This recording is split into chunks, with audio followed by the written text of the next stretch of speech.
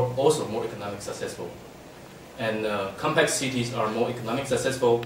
However, on the other hand, the degree of polycentricity or monocentricity doesn't have a very clear clue. It's inconclusive. And the fourth is the overwhelming political fragmentation jeopardizes the city's potentiality, even though sometimes a city does not lack of planning ideals and so on. And of course, the external factors are even sometimes more crucial. For instance, in the European Union, that you have EU subsidy, you have cultural links, and the macroeconomic policy and so on. While some global phenomenon triggers my research, first, more than 50 world population is urban. In particular, in Europe, the rate is like 80%. Increasing city competition under globalization process, and city regions now are considered economic powerhouse of a nation's GDP. And you can see various strategies to enhance city attractiveness. In the meantime, to decrease so-called negative externalities. So just several examples, you can see worldwide phenomenon of producing strategic planning. Everybody talking about 2020, 30, 40, and so on. So coming to the problem statement, what is really the problem? Because globalization indeed provides this framework for competitiveness. However, this competitiveness is mostly dominated by economists or geographic economists. In short, there's a mismatch between the urban strategic planning and economic strategic planning, which means the role of urban planning is rather unclear in this competitive paradigm. So coming to my research question, actually, I have a very simple research question, only one main research question. To what extent does a spatial characteristic contribute to make a city region the right environment to be more economic competitive? And derived from that part, I have several sub-questions, like in which ways are cities competing, and how is competitiveness defined at a spatial level with its spatial significance?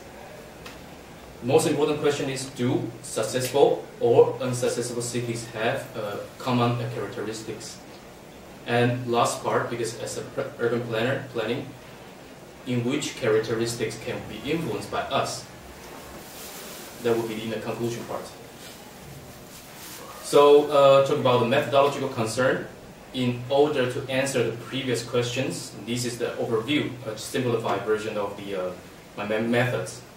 To answer in which ways are city here you see the column of the methods, the detailed method I'm applying, and this is in order to answer the questions what kind of methods what kind of aspects I'm looking at. First part, in which ways are cities competing? And I'm looking at the conceptions around city competitiveness.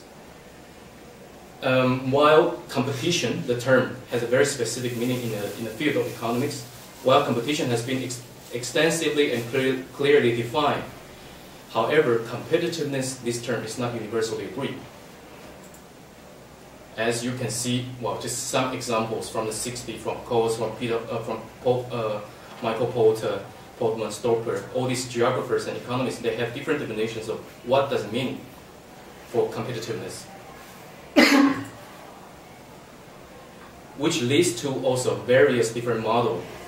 I mean, explaining the way how cities are competing and in which way are we going to increase one city's competitiveness. And this leads to actually my theoretical underpinning.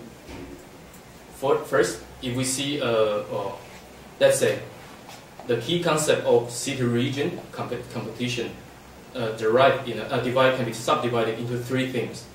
First, city regions are an engine for economic growth, and it's also a site for economic specialization as well as diversification, and it's a site for innovation.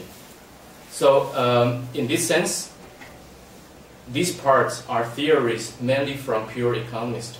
You can see from locational theory, from the very old generation, 1930s, von Thunen, into Chris Dollar, central place ideas, into the more recent, like economic of scale, or this economy of scale, into now so-called economics of geographic agglomerations. Now we are talking about the so-called new economic geography, like people like Krugman and Venables, Markussen, they are talking about the power of agglomerations.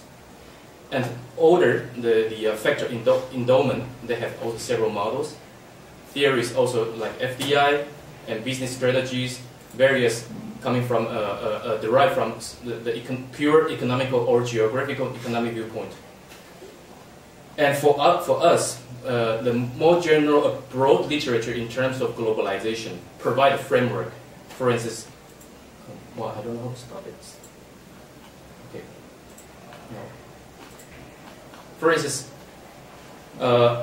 this post-Fordism entrepreneurialism, like Peter Ho already mentioned, and the new division of labor caused by globalization, like Uli Beck already mentioned, already come up with the idea how the new world has been divided into the new division of labor, and of course world city theory. Peter Ho in 1960s already come up with a term, and then later on Friedman, John Friedman, and so on, they have given new definition on top of that. And of course, again, globalization theory. That it means that in this new paradigm, cities we are networked, like Castell already mentioned. But however, within this network, it also has some hierarchies. So not every cities are in the same level to compete with each other. So you cannot easily say Shenzhen or Guangzhou is competing with Paris because the sector is rather different. So summarizing from these two aspects, because sometimes they are the most difficult part is sometimes it's hard to separate them because there's a very close link. And there are various of different way of thinking, but for us, for me, at least for me, the most important thing is to look at all these paradigms and what kind of special implications are inside all the theories.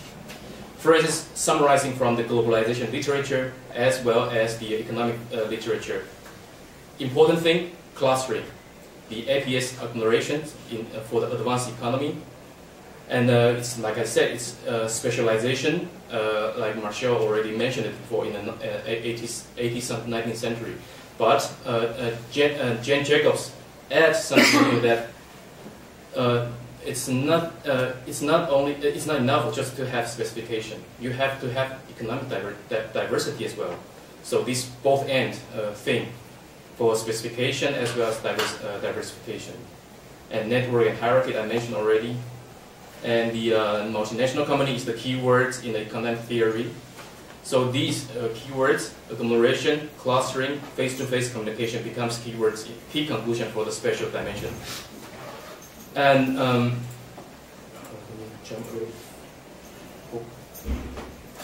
wait.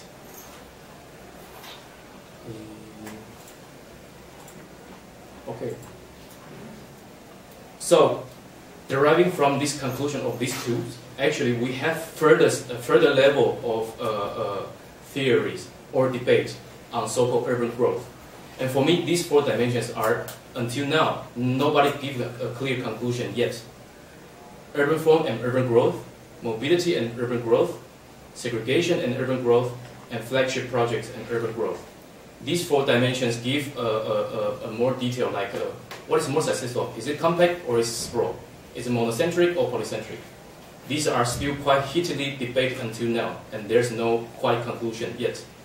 And of course, mobility is important, but is it only sufficient if you are a network hub? You have to look at other dimensions of interconnectivity, for instance.